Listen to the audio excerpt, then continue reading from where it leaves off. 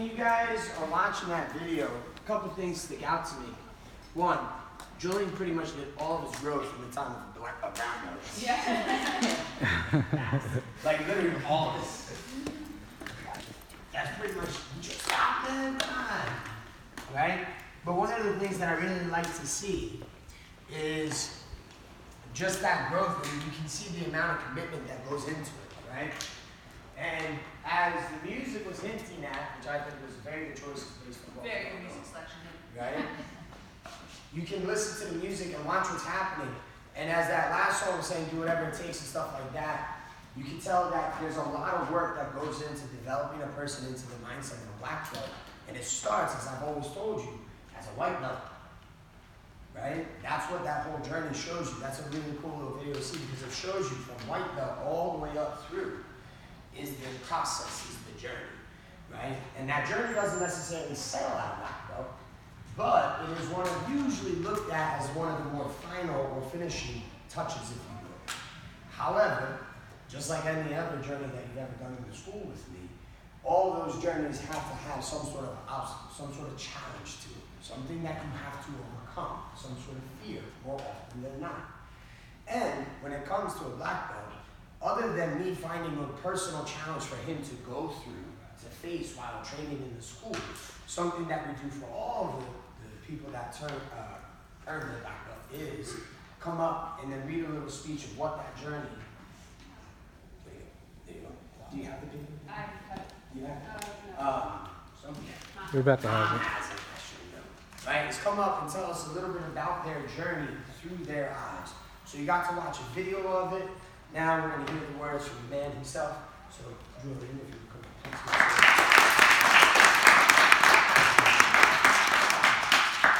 I just have to spit out. Go. Thank you. Verbally, thank you.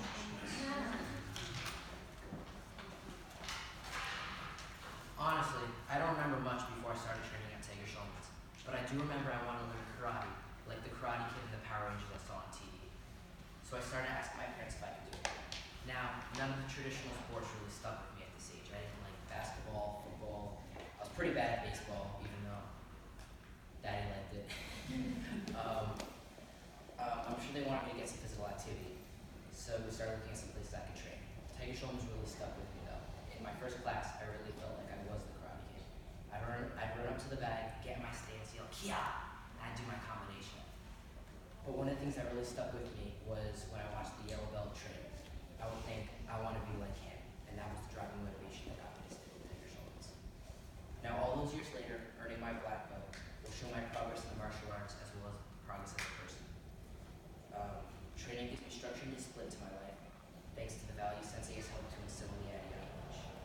I remember when we were in the core kids classes, Sensei would make us stand at attention for up to 10 minutes and call up anybody and make them do push-ups if they moved.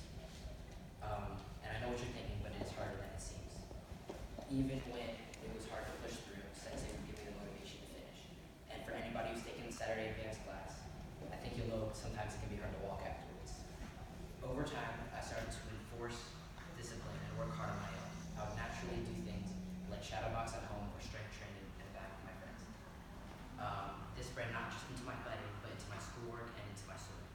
I remember when I was in the 200 butterfly in the States for swimming, and only halfway in, I was really, really tired. I didn't feel like I could do one more stroke. But when I went up to breathe, I swear I saw Sensei standing at the blocks cheering out, "Go harder, one more lap." And that's all I kept muttering to myself, one more lap. When I finished the race, I was 13th in the state. My coach even said that it was like I was possessed, and it was just pure willpower that got me through the race. I think one of the biggest lessons training has given me is to be confident in myself. I remember when I first started training, even though I don't remember a lot, is that I would try to do what everybody else was doing, just to feel popular. I would do what the cool kids were doing to feel cool. But as I beat larger and larger obstacles, I became more and more confident in myself, to the point where I didn't feel the need to do that anymore. I began doing things that I enjoyed doing, and that ended up in me making more friends than I could have ever thought possible.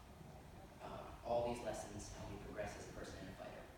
I think an accurate representation of when you earn your black belt is when people say, "I am a black belt." They don't say, "I have a black belt" or "I own a black belt." They say, trophy for training a certain amount of years.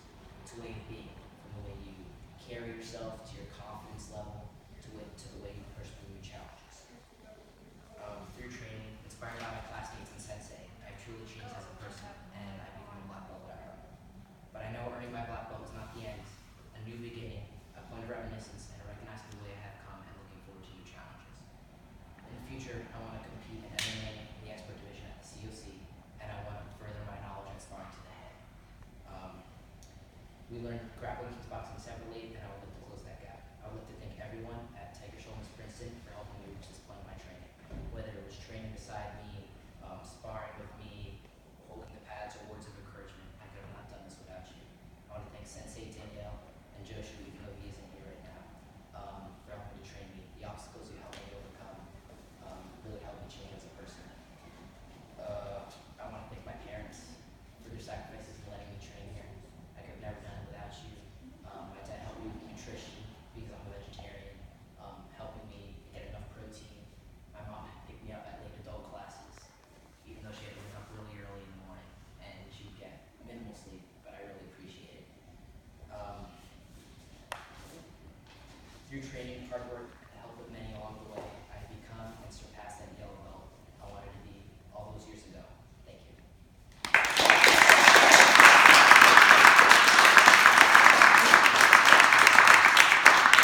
So I always tell you guys when we get to this point about the little tale of how black belts and stuff like that came to be. That when martial arts first started, it was not started with the idea of ranking and belts and go through this and that, whatever.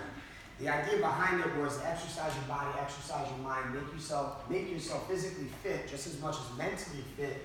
At this time period, this is what we're thinking of people as meditating, right? To find enlightenment, and they needed to have the physical fitness to do that, but also to defend themselves from anybody that would come and try to hurt them. Martial arts was not designed to be a ranking system the way that it is done nowadays. But there's an old tale that goes with it that says the idea that the sensei, the instructor of the school, wanted to take a look and see how his students were doing. He wanted to find how they were progressing and who was the best, who was doing harder work and everything like this. And as he walked out and walked around his students that were training all around the area, he walked over to a group of students whose uniforms were white and their sash that they would use to tie their old shirts closed, right, what was known as a gi, right, the sash that they would use to tie that closed, that their sash was white. As he would progress, he would notice that the students that had sharper techniques, that understood more, that sash was slowly starting to change colors and get darker and darker and darker from sweat of hard work, right? Until he discovered eventually the very small group or one person, and as he watched them train, he observed them over time, noticing they were the first person to show up, except for today, right? They were the first person to show up, they were the last person to leave. They were willing to work harder than everybody else. They weren't taking breaks to get drinks. They weren't stopping to do this. They didn't stop because their legs hurt or because somebody got them. They would work through all of it. This person had the greatest discipline amongst all the students. And as he watched and observed them, he saw that their sash was not white, was not even faded at all to brown or anything such as that, but had been trained in for so long that it turned to the color of black. Hence, how the mythos, if you will, of how the belts began and grew, right? And just like how that story dictates to us, this legend behind how the belt started is very similar to how it goes through in the school itself. When you start off as a white belt and you come in, the idea that sitting in Caesar today is going to affect you 7, 8, 9 years from then is very hard for a lot of people to understand that concept. And as he was saying, I am a black belt, that's why it takes that long, because that discipline has to inundate itself into everything in your life. It's got to be the way that you put your shoes away in the cubby. It's got to be the way that you do your homework. It's got to be the way that you do everything. It's got to be part of it. It can't just be something that you practice with me. It's got to be a part of you. It's got to be something that attaches to your soul. And one of the things I've always said to Julian and his parents whenever we've had a chance to talk, is, to me, Julian has had a black belt attitude probably from the moment that I met him, but I really noticed it most once he's worked through most of his fears and he worked through most of the difficulties in his training. By about the time he was probably a green or a red belt or so, That's to me, when I started telling him, to me, you are a black belt in your spirit. Everything that we do is just learning those techniques, making them sharper, having that discipline that you have so much of, and refining those techniques just a little further. When I say that I think he's a black belt in spirit long before he ever had one of the black belts, it's because of his kindness. I don't think you're gonna find somebody that's just as kind, just as polite, just as generous, which tells me that it comes from a very high level of confidence. To be so polite, to be so generous, to be so compassionate towards other people, you have to first believe in yourself. If you don't believe in yourself, you will always find, oh, well, I'll be nice to you. Here's a present. So you give me a present for my birthday. But that's not him. He's so confident, so strong in himself, that he just does it out of the sheer kindness of him.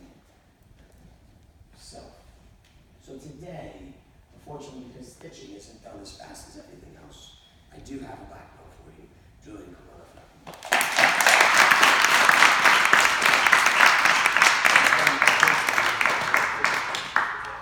Stitching the name to it, but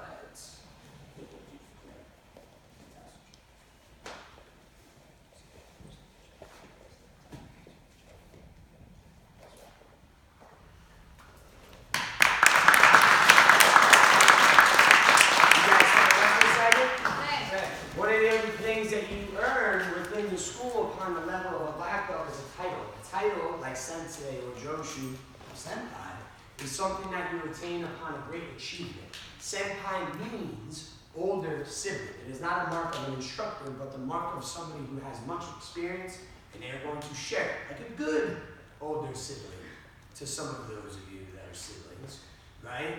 He's going to share his life experience with you to bring you up with him. So today, let me have everybody show respect. Say, you say, wow. Give him a little round of applause.